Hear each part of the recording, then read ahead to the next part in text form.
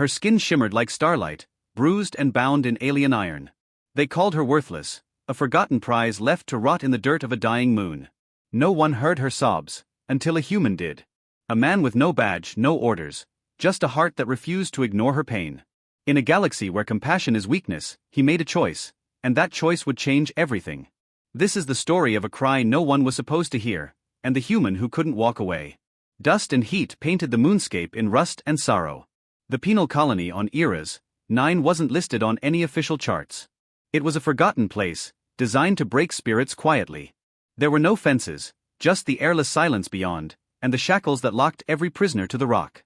And among the broken and the lost, she lay still. Her name wasn't known to the guards. To them, she was simply the soft one. An alien woman with pale, iridescent skin, too delicate for mining, too fragile for labor. But too pretty to let go. So they kept her, chained in the shadows of the rock fields. Her body barely covered in scraps of cloth, skin marked by bruises and dust, her long silver hair tangled from days of wind and neglect. Her people were long gone, her world burned in a war few remembered. Now she was a relic. A reminder of beauty turned into property. And no one came for her. Until he did. Reed Carter hadn't meant to find her. He was a retrieval contractor. Not military. Not rescue. Just someone who flew solo, hauling lost equipment or lost people from places no one else would. He'd been sent to Eras 9 to recover a crashed survey drone. Simple job. In and out. But when he landed near the extraction beacon, something else caught his attention. A sound. Barely a whisper. A cry. Faint. Broken. Not mechanical. Human-like, but not quite. He followed it across the ridge, keeping low as dust storms howled in the distance. His boots crunched over scorched metal and loose chains. Then he saw her. Slumped against a crumbling pillar, arms chained above her, legs curled beneath her trembling frame. Her breathing was shallow. Skin, pale and almost translucent, shimmered with a sickly sheen. But it was the eyes that held him in place. Violet. Glowing. Pleading. She looked at him the way someone drowning looks at a hand reaching into the water. Reed's gut twisted. He shouldn't intervene. That was the rule. But damn the rules. He dropped to one knee, speaking softly. Hey. You understand me? Her lips parted. Cracked. Dry. Water. He unhooked his canister and held it to her mouth. She drank shakily, never breaking eye contact. Who did this to you? He asked, but she only looked down ashamed. He reached up and examined the shackles. Advanced plasma locks. Prison issue. He'd seen them before. They left you here to die. A tiny nod. Reed clenched his jaw. Not today. Getting her out wasn't easy. The guards weren't supposed to be there. This sector had been abandoned for years. But someone had clearly kept her around. Whether out of cruelty or greed, it didn't matter. Reed carried her in his arms, ducking under collapsed beams and around rusted transport frames. Every time she flinched or whimpered, his heart broke a little more. By the time they reached his ship, the Sundagger, she had passed out. But she was alive. And that was enough. In the medbay, the ship hummed softly while Reed cleaned her wounds. Scars lined her wrists and ankles from repeated chaining. Her skin, soft like silicone and faintly glowing, was marred by bruises old and new. She stirred once, flinching under his hand. It's okay, he whispered. You're safe now. I promise. Her eyes fluttered open. Why help me? He paused. The question stabbed deeper than he expected. Because someone should have helped you long before I did. Over the next 2 days, she grew stronger. She moved slowly, her limbs unsure, as if learning what it meant to exist unshackled. Reed offered her food, warm clothes, real ones, and space. Still, she hovered near him. Like a lost star seeking gravity. On the 3rd day, she spoke again. My name is Leary. Reed smiled. Nice to meet you, Leary. I was taken during the purge. My home destroyed. My sisters sold. They called me pretty. Said I'd fetch the highest price. Her eyes hardened. But I didn't sell. I was too soft. Reed frowned. So they just left you? She looked away. I became a joke. A trophy too broken to be displayed. Reed exhaled. No one should be treated like that. She looked at him then, studying his face, searching for cruelty and finding none. You're different. Not really, he said. I'm just trying to do the right thing. She tilted her head. Most beings don't. But peace never lingers long in cursed corners of space. The slavers who had once kept Leary, those who laughed when she cried, who called her bikini bait, and paraded her like a toy, had noticed her absence. And they were tracking her. Reed picked up the signal first. A faint ping on the interstellar net. Someone was using old registry data, hunting the last location of Era's 9 prisoners. Leary's name was on the list. And a price had been attached.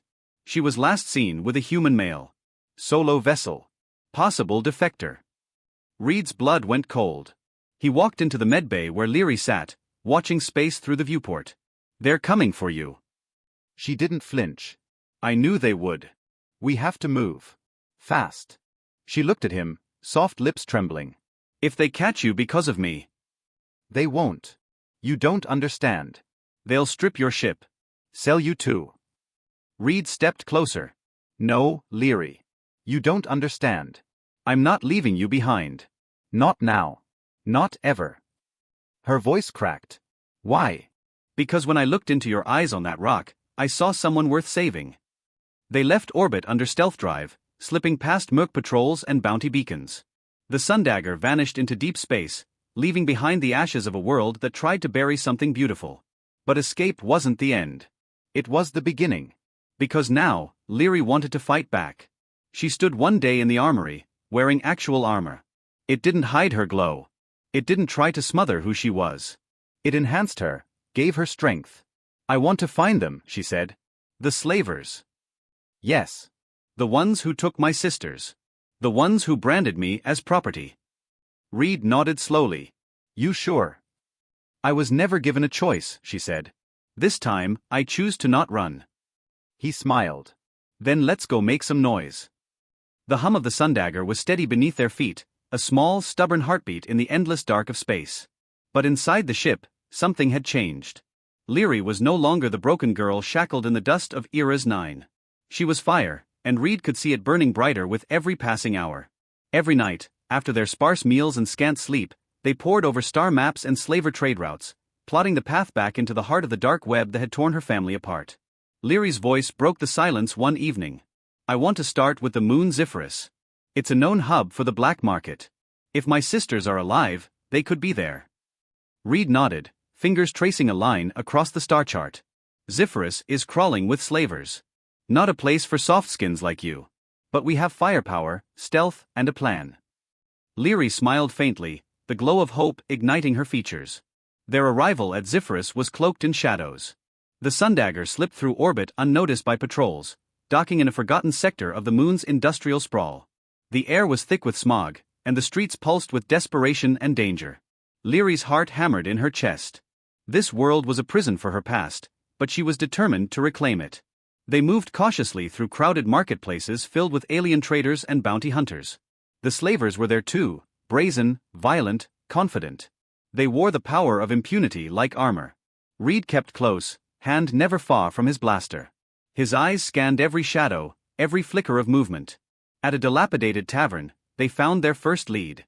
A grizzled informant, half dead on his feet but with a tongue sharp enough to cut chains, whispered of a shipment, a cage of soft skins recently sold to the notorious slaver lord, Vorik. Leary clenched her fists. Where? Out by the east docks. Warehouse 12. But it's a fortress. And the guards, they don't play nice. Reed's grin was grim. Good thing we don't either. Night fell heavy and thick as they prepared for the raid. Leary suited up in light armor that hugged her curves but allowed agility. Her skin shimmered faintly beneath the fabric, a reminder of who she was, and what they had tried to erase. Reed handed her a plasma pistol. Ready. She nodded. Ready. They crept through the shadows of the docks, avoiding patrols with practiced silence. The warehouse loomed ahead, cold steel and harsh lights guarding the cages inside. With a quick signal, Reed disabled the external alarms while Leary slipped inside, her heartbeat steady but fierce. Inside, the air was heavy with fear and sorrow. Rows of cages held dozens of alien women, all with the same haunted look Leary remembered, their beauty marked as property, their spirits broken. A cry rose suddenly, a child small and trembling. Leary's breath caught. She pressed forward. In the deepest corner, she found her sister Mela, still young, still scared but alive. Mela. Leary whispered, tears stinging her eyes. The girl's face lit up, hope sparking in her dark eyes. "Leary. You came." "I'm here," she promised, unlocking the cage. Suddenly, alarms blared. Reed's voice crackled in her comms. "Time to move. Guards incoming." Leary gathered the captives, their eyes wide with disbelief and newfound hope. "Run," she urged. Chaos exploded. Blasters fired, shadows clashed. Reed covered the rear, taking down slavers with precision and grit. Leary led the group through twisting corridors, her pulse a fierce drum in her ears. They burst into the night, sprinting toward the ship. But freedom came at a price. Vorik appeared, blocking their path, a cruel smile on his scarred face. "You think you can steal from me?" he growled, weapon raised. Leary stepped forward, unafraid. "You lost your right to own anyone a long time ago," she said, voice steady. Vorik laughed. "Then you'll die like the rest." A fierce battle erupted. Reed fired his pistol, keeping Vorik's men at bay. Leary faced Vorik, her glowing skin a blur as she dodged and countered. With a surge of strength, she slammed him against a crate, disarming him. The fight was brutal, but her will was stronger. Finally, she pinned Vorik down, breath ragged. "This ends now." Reed cuffed the remaining slavers as the rescued captives cheered softly. Back on the Sundagger, the weight of victory settled in. Leary sat beside Mela, her sister's hand warm in hers. "You saved us." "No," Leary corrected. "We saved each other." Weeks later, in a quiet system far from the slavers' reach, Leary stood looking out at the stars. Her skin shimmered gently in the soft light, unchained, unbroken. Beside her, Reed stood silently, a guardian and friend. "Where to now?" he asked. Leary smiled, hope blooming in her eyes. "Anywhere but the shadows." Together, they charted a new course, one where no one was property, and no cries for help went unanswered. Because sometimes, all it takes is one human heart to change the fate of an alien soul.